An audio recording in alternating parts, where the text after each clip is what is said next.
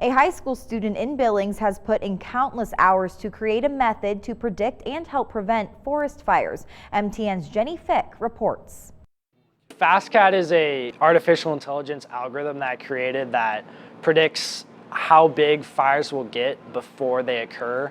And that's basically beneficial because it allows departments to have resources stationed in the areas that have the highest chance to produce really extreme fires. FastCat utilizes a neural network model. To use such a model, you have to train it. The model learns as it solves the algorithm and as more data is put into it.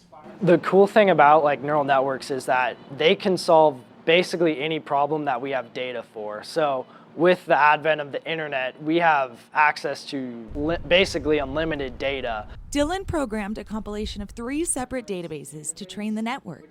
Information including monthly moisture, vegetation, longitude, and latitude. The current models we use are pretty archaic in that they were made in the 1980s. One event in particular motivated his work. When I was watching the news, the Paradise Fire, I just saw there was 85 people killed, and one of the kind of facts that was kind of chilling to me was that they had 30 minutes from when they were told to evacuate to when the fire was basically there. So the traffic just got really backed up and they were basically burned alive in their car. I was just thinking, how is it then 2018 and how are we allowing this to happen? In the future, I want to make something where for flooding, predicting flooding, tornadoes, you can basically use it to predict anything. The model could be applied internationally and at no cost, which could benefit developing countries. This could be instantly deployed and ran completely autonomously without any human intervention.